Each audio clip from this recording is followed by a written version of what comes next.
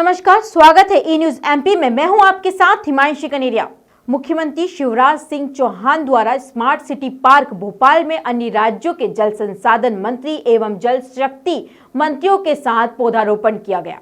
इस अवसर पर उन्होंने कहा कि पानी का संतुलित उपयोग होता रहे और जल के लिए जो संकल्प वाटर विजन 2047 की बैठक में लिया जाएगा, उस संकल्प की सिद्धि के लिए यह स्थान याद किया जाएगा।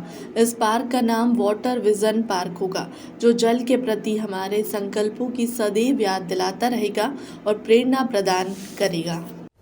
मैं तो आभारी हूं कि उन्होंने तय किया कल कि पानी का और पेड़ों का बहुत आत्मीय रिश्ता है, दोनों एक दूसरे से संबंधित है और इसलिए वो यहाँ एक एक वृक्ष हर राज्य की तरफ से लगाएंगे।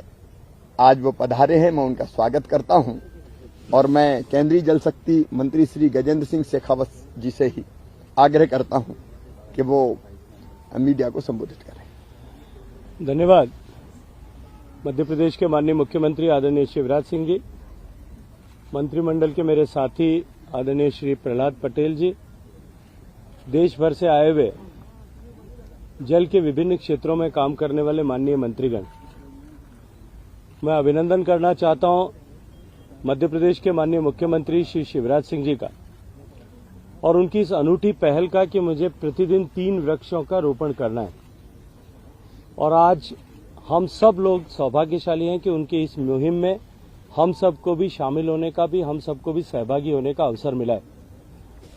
पानी का संतुलित उपयोग होता रहे और जल के लिए जो भी संकल्प वाटर विजन की इस बैठक में लिया जाएगा, उस संकल्प की सिद्धि के लिए ये स्थान याद किया जाएगा और इसलिए इस स्थान का नाम वाटर विजन पार्क रखा जाएगा, जो आपके संकल्पों की सदैव याद दिलाता रहेगा और प्रेरणा देता रहेगा। सीधी कलेक्टर साकेत मालवीय इन दिनों ठंड के मौसम में भी काफी एक्टिव दिख रहे हैं।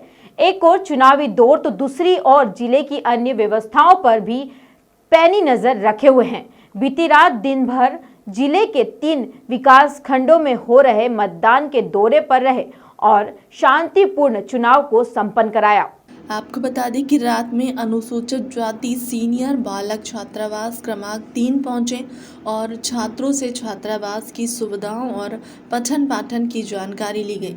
उनके द्वारा छात्रों से संवाद किया गया और हर एक पहलू पर उनसे चर्चा की गई। रहने खाने की व्यवस्थाओं के साथ साथ उनसे एक अभिभावक के तौर पर मुखातिब हुए सीधी कलेक्टर ने उन्हें सहजता के भाव से समझाइश दी और पठन पाठन पर ध्यान देने के भी निर्देश दिए गए।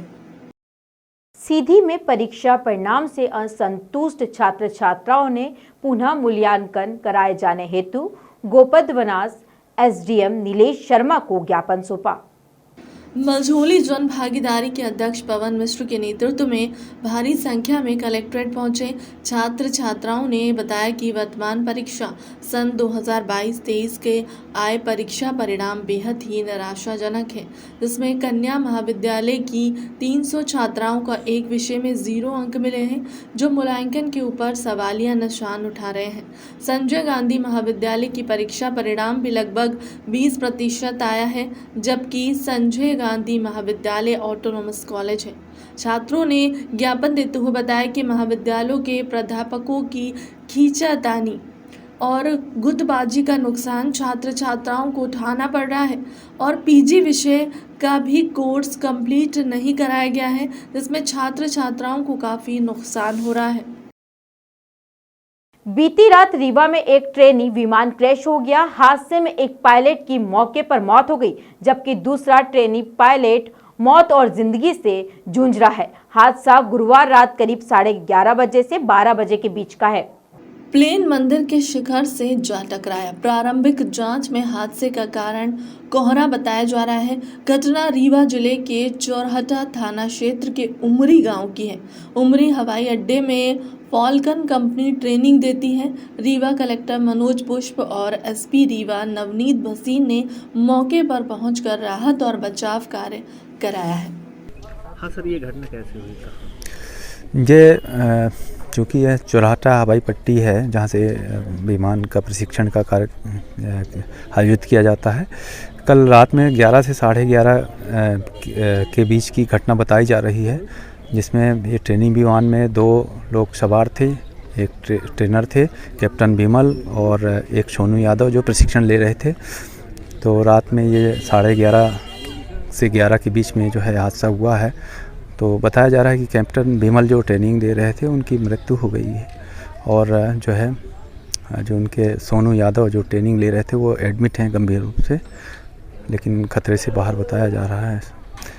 ये घटना किस तरह से हुई है? अब घटना किन परिस्थितियों में हुई है तो जांच टीम ही बता पाएगी। कोई टेक्निकल खराबी थी या और कोई अन्य कारण था। आदिवासियों को पैसा एक्ट का पाठ पढ़ाने आज वनांचल क्षेत्र कुसमी के गोतरा में जागरूकता शिविर का आयोजन किया गया, जिसमें रीवा संभाग के कमिश्नर आईजी डीआईजी सहित सीधी कलेक्टर साकेत मालविया, पुलिस अधीक्षक मुकेश कुमार श्रीवास्तव, जिला पंचायत सीईओ राहुल ढोटे व जनपद सीईओ SN द्विवेदी सहित प्रशासनिक अमला मौजूद रहा। आयोजित शिविर में एसपी कलेक्टर द्वारा आदिवासियों को पैसा एक्ट के बारे में विस्तृत जानकारी दी गई और उन्हें उनके अधिकार समझाए गए। उसको वापस लेने के लिए कार्रवाई कर सकती है और उस पर उसकी कार्रवाई को रुकवा सकती है। बहुत बड़ा अधिकार मध्य प्रदेश शासन ने दिया है और मैं चाहूंगा कि इसमें अगर ऐसी कोई स्थिति हो तो कृपया उसको सक्षम अधिकारियों को भी अवगत कराएं, जिससे आपके हितों पर किसी तरह का कोई कुठाराघात ना हो। दूसरा, अगर आपके यहाँ पे कोई मजदूर बाहर जाता है तो उसकी भी जानकारी आपकी ग्राम सभा को होगी। कोई ठेकेदार आपके लोगों को बाहर ले जाता है तो उसकी जानकारी भी आपको होगी। इससे जो लोग बीच बीच में यदा कदा शिकायतें आती है बंधुआ मजदूर की, तो उसको रोकथाम में बहुत मदद मिलेगी। और आप चाहें तो आपके ऐसे लोगों की सूची शांति निवारण समिति के साथ साथ थाने को भी दे सकते हैं। तो उसमें हम लोग भी इस पर निगाह रखेंगे, जिससे हमारे आदिवासी भाई बहनों के साथ किसी तरह का कोई अन्याय अत्याचार की स्थिति निर्मित ना हो। निश्चित रूप से मध्य प्रदेश शासन ने आपको बहुत सशक्त किया है। इसी के साथ फिलहाल इतना ही। मुझे दीजिए इजाजत। प्रदेश व विंध्य क्षेत्र की खबरों से अपडेट रहने के लिए हमारे YouTube, Facebook, WhatsApp से जुड़े रहिए और हमारे चैनल को सब्सक्राइब करिए। आप रोज की खबरें हमारे वेबसाइट www.enewsmp.com पर भी पढ़ सकते हैं। इसके अलावा Google Play Store पर हमारा ऐप डाउनलोड कर सकते हैं। तब तक बने रहिए E News MP पर। धन्यवाद।